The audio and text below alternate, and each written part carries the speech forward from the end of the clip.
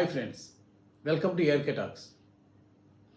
ఏ పేరెంట్స్కైనా సరే తమ పిల్లలు చక్కగా చదువుకుని ఆటపాటల్లో కూడా రాణించి జీవితంలో ఉన్నత స్థానాలకు ఎదగాలని, వారిని తాము ఎంతో గొప్పగా తీర్చిదిద్దాలని తపన ఉంటుంది, తాపత్రయం ఉంటుంది.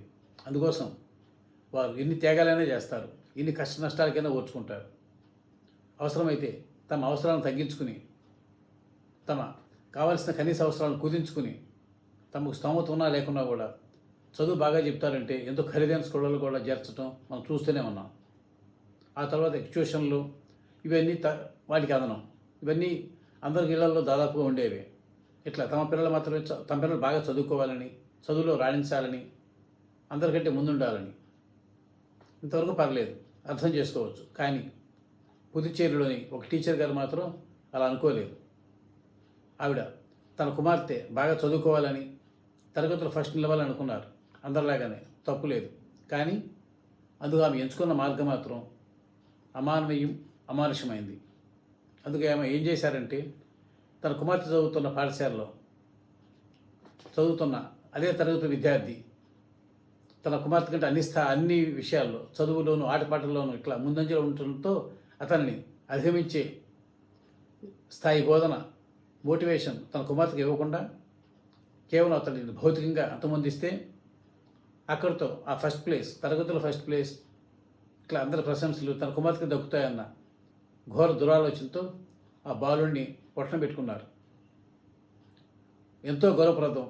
పిల్లల్ని కన్న తల్లిదండ్రులా చూసుకోవాల్సిన ఉపాధ్యాయుని అయి ఉండి, ఎంతో పవిత్రమైన ఆ వృత్తిలో ఉండి కూడా ఆవిడ కేవలం తన కుమార్తె మీద ఉన్న అలవిమాలిన ప్రేమో, లేకపోతే పర్యవసనాల గురించి ఆలోచించని దుందుడుకు మనస్తత్వమో, లేదా మరో మితిమీరిన స్వార్థమో కానీ ఇట్లా తన కుమార్తె చదువుతున్న తరగతిలో ఆవిడ కంటే బాగా చదువుతున్న ఒక విద్యార్థిని ఇట్లా అంతమొందించారు.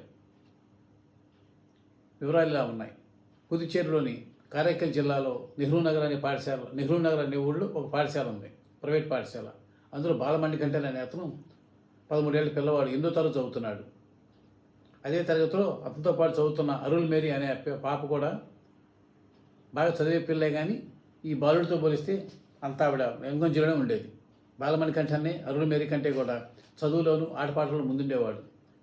దీంతో సహజంగానే అతనికి అందరి ప్రశంసలు దక్కేవి, పాఠశాల మంచి గుర్తింపు కూడా ఉండేది. కానీ ఇదంతా కూడా అదే పాఠశాలలో ఉపాధ్యాయునిగా పనిచేస్తున్న అరుల్ మేరీ తల్లి సహాయ మేరీ విక్టోరియా అనే ఆవిడకు కంటెంపుగా తోచింది. బాలమణికంఠన్ అడ్డును తొలగించుకుంటే తప్ప తన కుమార్తె చదువులో పైకి ఎదగలేదని, ఫస్ట్ ప్లేస్లో నిలవలేదని భావించిన ఈ ఉపాధ్యాయుని అందుకు ఎంచుకున్న మార్గం అతి దారుణమైంది.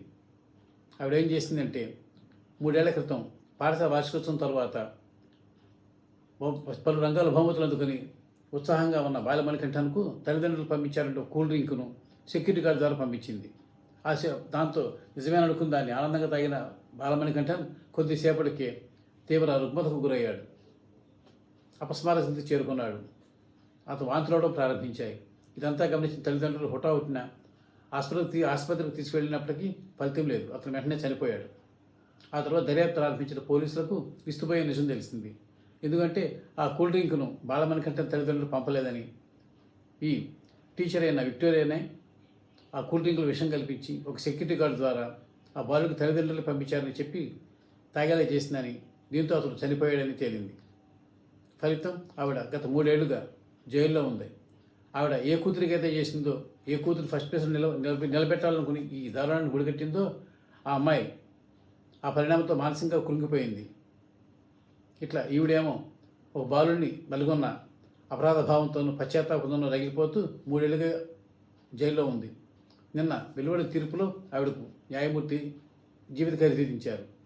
ఈ విధంగా ఒక ఉపాధ్యాయుని అంతులేని స్వార్థం, విపరిణామాల పర్యవసనాల గురించి ఆలోచించలేని మూర్ఖత్వం, కుమార్తెపై ఉన్న మితిమీరిన ప్రేమ, ఆమెను ఫస్ట్ ప్లేస్ చూసుకోవాలనుకున్న అతి ఆకాంక్ష, ఇవన్నీ కలగలిపి ఒక ప్రతిభావంతుడైన బాలుడిని బలి తీసుకున్నాయి. ఒక టీనేజ్ పాపకు తల్లి లేదని చేశాయి. ఉండి కూడా లేనట్టే కదా జైల్లో ఉన్నటువంటి యావజ్జీవ ఖైదు. ఇట్లా ఈవిడను ఉపాధ్యాయ వృత్తికి కళంకం తెచ్చిన ఈ సహాయ మేరీ విక్టోరియాను జీవితాంతం కృష్ణ జన్మస్థానానికి పరిమితం చేశాయి. దీన్ని బట్టి తేలింది ఏమిటంటే, అతి సర్వత్ర వర్జీయత అని పెద్దలు ఎప్పుడో చెప్పారు. దేనికైనా సరే ఒక హద్దు ఉండాలని, విచక్షణ ఉండాలి. దీని అంతే తప్ప ఇట్లాంటి దుందుడుకు చర్యలు, ఇలాంటి అమానుష సంఘటనలకు పాల్పడితే అది వారి వృత్తికి, కన్నతల్లిగా వారున్న స్థానానికి తీరం ద్రోహం చేసినట్టే, తీరం అపచారం చేసినట్టే.